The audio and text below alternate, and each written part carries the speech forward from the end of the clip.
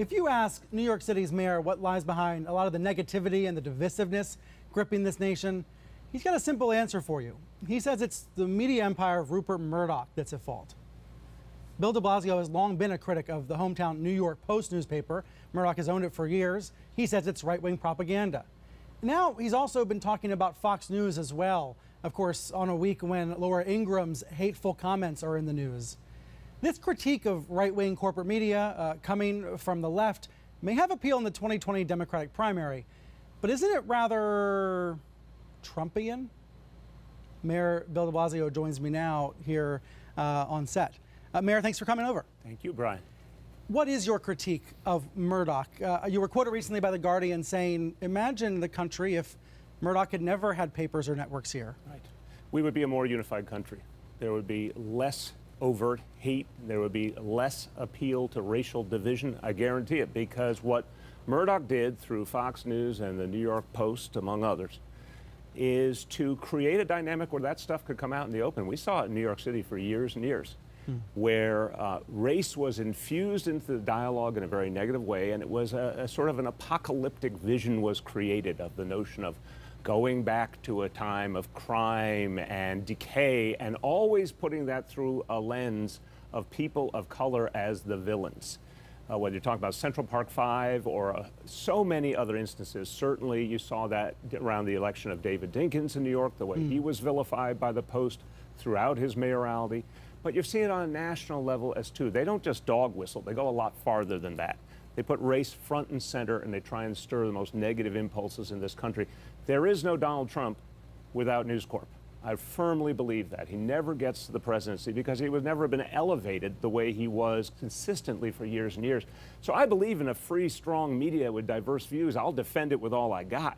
But we have to be able to call out when a particular company has a corporate agenda, has a political agenda, and has very effectively changed the American discourse. And by the way, when I was growing up with, I think, some real heroes of journalism, Walter Cronkite's an obvious one, and Murrow and so many others before him, they set a tone of evenness, respect. The civil rights movement of the 60s got a fair hearing because the American media gave them that opportunity to be heard.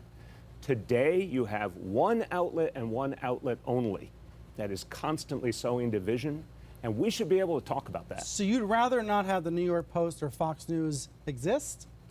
Look, it's a free country. I'm saying because they exist, we've been changed for the worst. Now, if you said... But isn't that like saying they're fake news or they're an enemy of the people? No, because I think what the president has tried to do is create a dynamic that's anti-media, anti-free speech, undermining democratic norms. This is a president who doesn't really believe in democratic norms. It's quite clear. I believe in them deeply, and I believe in a free discourse. Sure sounds like you feel anti-media feelings. No, I feel anti-News Corp feelings. I feel very angry when I see a media outlet, a corporate giant, a profit-making giant, dividing people and creating hatred and negativity and changing our political landscape for the worse. Now, I think we have to be able to talk about that. We have to respect their constitutional rights, of course. But we also are consumers. We're also citizens. If we don't talk about it and they continue to do this to our country, something's wrong. There's lots of media critics out there, but politicians make lousy media critics. Why do you feel it's your role to be calling out a newspaper because you don't like the content? Because I think it's not happening enough. Now, I agree with you. So you're doing it because nobody else is? Is that what you're saying? No, it's not because no one else is. It's not happening the way I think it needs to. I agree with you. Anyone in public life, we're going to get criticized by all kinds of media, right, left, and center. And we have to respect it, and we have to take it, and we have to listen. By the way, even the New York Post sometimes writes a story on something happening with a government agency that proves to be right, and we have to address it. We have to fix it. But I think it's also fair to say that when you look at CNN, for example, you look at the major networks, they do not harbor a daily, hourly political agenda and bias. They provide both sides. It's part of their DNA. They may have some values and views. When it comes to News Corp, they have a political mission, and we have to be able to talk about it. So my view is, singling out News Corp, it's like Trump singling out CNN. Two wrongs don't make a right. No, two versions of something bad aren't. Couldn't disagree more.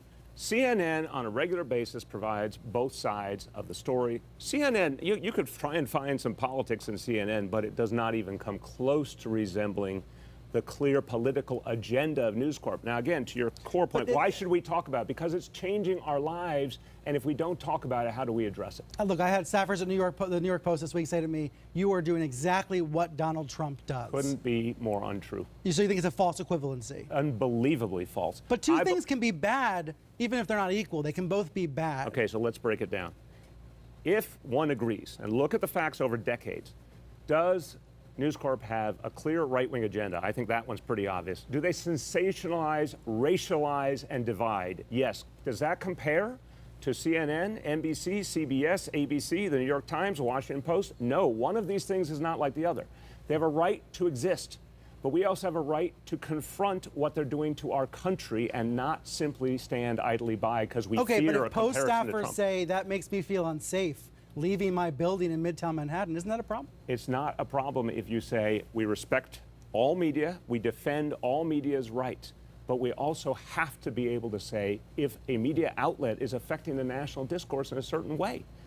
We can't. Are you doing this the two. because you want to run for president in 2020? I am mayor of New York City. I'm going to continue to be. My term goes to 2021. Because I think Bernie Sanders hit on a vein when he attacked the corporate media in 2016. It makes me wonder if you view this as a wedge issue or a campaign issue. I've been talking about the corporate media since the 1980s. That's true. Okay, you have been. So the Let's fact go through is, some examples, actually, because some of what you said about the tabloids I thought was pretty hurtful. Here's some of what you've said according to private emails that were leaked out, released by a court order, actually. At one point you said the news media is pitiful, saying it's sad for our city and nation. You accused the New York Times of bias. Another point you said, maybe if the New York Daily News went online only, that would be good for us. But now the Daily News has had to lay off half its staff. Isn't that hurting our city? What I was calling out is the sensationalism, which I think has infected the Daily News too much as well, which creates a bad civic discourse. We want a respectful, high-road, intelligent civic discourse. What I think has happened to tabloid culture has actually created a lot of division in my city and a lot of obscuring of some of the bigger issues affecting millions of people. We have a massive income inequality crisis in our city. But if you look at the tabloid approach, it takes the attention off of that and on to, unfortunately, a lot of the divisions that exist, particularly along the lines of race. I want to see that fixed. But I also believe the Daily News plays an absolutely crucial role. I would like it sold to someone who cares about New York City. Tronc, its parent corporation, does not. They don't want real, insightful reporting. They don't want the Daily News to dig into everyday stories of everyday New Yorkers. They want a profit, and they're laying off half the newsroom. That's unacceptable, too. So I hope you can hear that I believe in a free, strong media, diverse views. But that doesn't mean we should be silent on the outcomes of some of the approaches if they are specifically for an agenda. And that's what gets me back to News Corp.